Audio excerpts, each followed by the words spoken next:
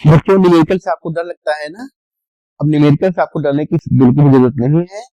यह जो प्रश्न मैं लेके आया हूँ, इस प्रश्न के आने की संभावना 90% है। यह प्रश्न रिपीटेड है कई बार यूपी बोर्ड 2006 में।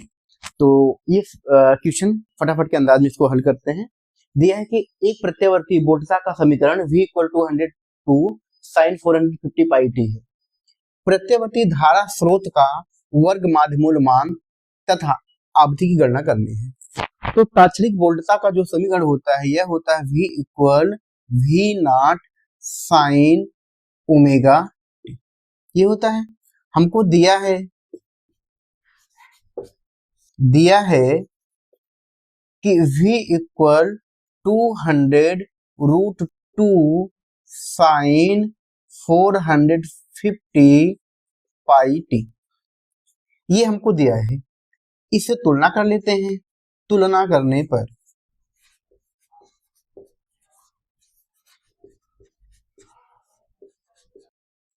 इस V0 के स्थान पे 200√2 लिखा है।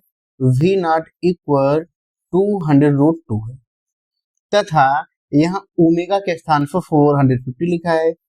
ओमेगा = 450 पाई। चलिए देखते हैं। हमको निकालना है वर्ग माध्यमूल मान। वर्ग माध्यमूल मान, तो वर्ग माध्यमूल मान होता है VRMS = V0/√2।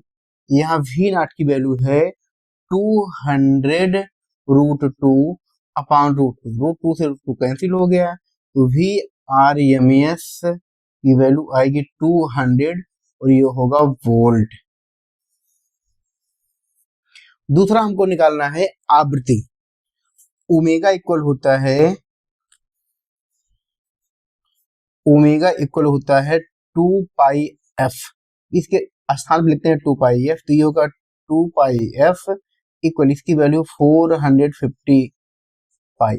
इस पाई से यह पाई कट गया, ये f इक्वल होगा 450/2। इसको काटिएगा तो ये आएगा 225 और ये चूंकि फ्रीक्वेंसी इसलिए इसका यूनिट होगा हर्ज, तो ये होगा f = 225 हर्ज। इसका ये सॉल्यूशन होगा। इस टाइप का सवाल यूपी बोर्ड में कई बार रिपीट किया गया है, तो इस सवाल को देखिए, इसको लगाइए।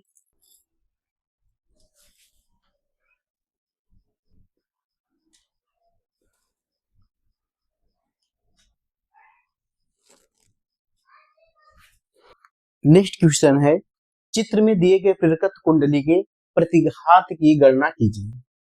एक प्रेरकत्व कुंडली है, इंडक्शन से जुड़ा हुआ है, इसके प्रतिघात की गणना करनी है। तो प्रतिघात क्या होगा देखते हैं। दिया है क्वेश्चन के रिगार्डिंग क्या दिया लिख लेते हैं। दिया है L की वैल्यू, यह है 20 mH। M का मतलब है मिली, H का मतलब हेनरी। प्रेरकत्व का जो मात्रक होता है वो होता है हेनरी, यहाँ पे लिखा है मिली हेनरी। और 1 मिली हेनरी का मतलब होता है 10⁻³ हेनरी। पद्धतियां सेम होनी चाहिए। तो यह होगा 20 × 10⁻³ हेनरी। यहाँ पे इसकी तुलना जब करेंगे तात्क्षणिक वोल्टता से, तात्क्षणिक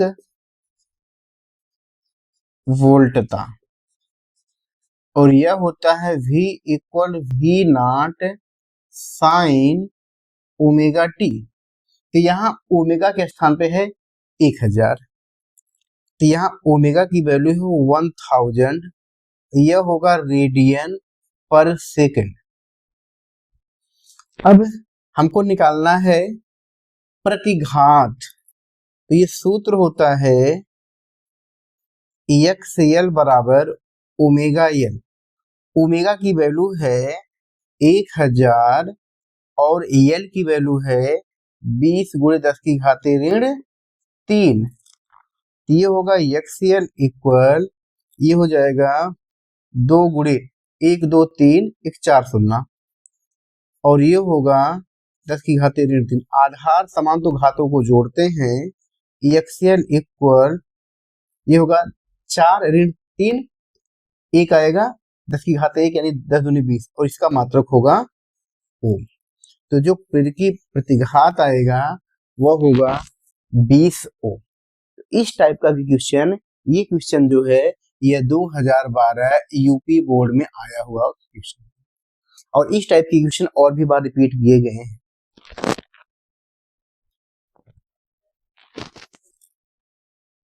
नेक्स्ट क्वेश्चन है जो कि कई बार यूपी बोर्ड में आया हुआ रिपीटेड क्वेश्चन है। एलसीआर परिपथ में प्रतिबाधा जेड और कला फाई के व्यंजक लिखित तथा फाई के किस मान के लिए जेड का मान न्यूनतम होगा। पहले आप समझिए एलसीआर परिपथ क्या होता है। ऐसा परिपथ जिसमें एल जुड़ा हो, जिसमें एल जुड़ा हो, सी जुड़ा हो तथा आर भी जुड़ा हो, ऐसे परिपथ को हम कहते हैं एलसीआर परिपथ। यह एक एलसीआर परिपथ है। यह एल है, यह सी है और यह है आर है। सब में बहने वाली धारा क्या होगी, धारा सब में समान होगी।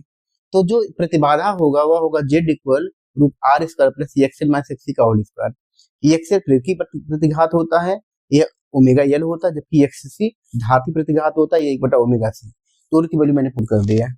तथा एलसीआर परिपथ में यह जो प्रतिबाधा है कितने अंश के कोण पर है, कितने कलांतर फाई पर है, ये tan phi XL minus XC upon R होता है। एक्सएल ओमेगा एल है, एक्सी 1/ओमेगा सी अपन आर है। तो अनुनादी अवस्था में ये जो एक्सएल होता है एक्ससी के बराबर होता है। तो अनुनादी अवस्था में फाई की वैल्यू 90 अंश होगी। जेड का जो मान होगा वह न्यूनतम होगा।